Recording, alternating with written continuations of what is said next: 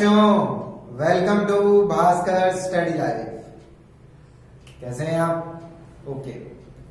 आज मैं आपको एक नया चैप्टर जिसका नाम है टिश्यू, ये क्लास 9 का चैप्टर है और बहुत अच्छा चैप्टर है, इसको समझाने की पूरी कोशिश करता हूं। आप मेरे साथ में लास्ट तक बने रहिए और आपको इसका कॉन्सेप्ट समझ में आ जाएगा कि बेसिकली टिश्यू क्या है और इसकी जरूरत क्या है। इसको समझने के लिए सबसे पहले हम पीछे जाते हैं हमारे भूतकाल में। कहा? जहां पे सेल थी, हमने सेल भी पढ़ा था। सेल क्या होती है? तो हम देखते हैं the structure and functional unit of life cell है, बहुत बड़ा। और सेल से रिलेटेड हमने सेलुलर ऑर्गेनाइजेशन भी देखा था कि सेलुलर ऑर्गेनाइजेशन किस तरीके का होता है। तो हम जानते हैं कि मल्टी सेलुलर ऑर्गेनिज्म होते हैं और यूनिसेलुलर ऑर्गेनिज्म होते हैं। यहां तक हमें सबको पता है। बस तो इससे आगे हमें यह जानना है कि यूनिसेलुलर ऑर्गेनिज्म में टिश्यू होते ही नहीं है क्योंकि उनको उनकी जरूरत नहीं होती है, और मल्टी सेलुलर ऑर्गेनिज्म में टिश्यू होते हैं क्योंकि उन्हें उनकी जरूरत होती है। और मल्टी सेलुलर ऑर्गेनिज्म जो होते हैं वो टिश्यू के बाद में ऑर्गन के बाद में ऑर्गन सिस्टम के बाद में पूरा ऑर्गेनिज्म बना देते हैं। इसका मतलब हम जिस तरह से बने हैं तो हमारे अंदर ऑर्गन सिस्टम है, ऑर्गन है, टिश्यू है और फिर सेल है। तो इसको समझना कितना इजी है। तो टिश्यू क्या होता है? तो जब सेल डिवाइड होती है और डिवाइड होने के बाद में एक दूसरे से अलग नहीं हो पाती है, तब ये सेल्स का एक ग्रुप बना लेती है, द ग्रुप ऑफ सेल्स। और ग्रुप ऑफ सेल जब ये बना लेती है तो ये एक पर्टिकुलर फंक्शन करना स्टार्ट कर देती है। जैसे हमारा ब्लड क्या है? एक टिश्यू है।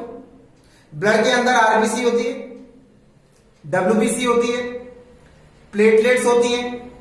3 तरीके के इसके अंदर सेल्स होती हैं जिन्हें कार्ब सेल्स कहते हैं।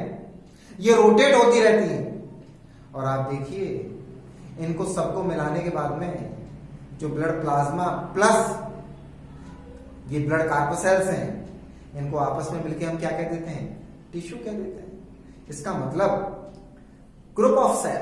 अब ये सेल सेम टाइप की भी हो सकती है, ये सेल डिफरेंट टाइप की भी हो सकती है, लेकिन सेल के ग्रुप को फंक्शन करना जरूरी है।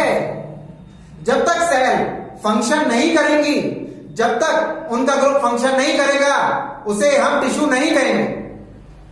टिश्यू किसे कहेंगे? The group of cell which can do और which can perform a particular function, that is called tissue. यहां तक हमारा टिश्यू का कॉन्सेप्ट बिल्कुल क्लियर हो जाता है।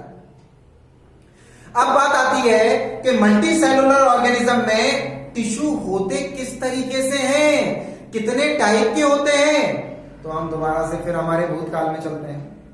हमने क्या पढ़ा था कि मल्टी सेलुलर ऑर्गेनिज्म भी कितने टाइप के होते हैं?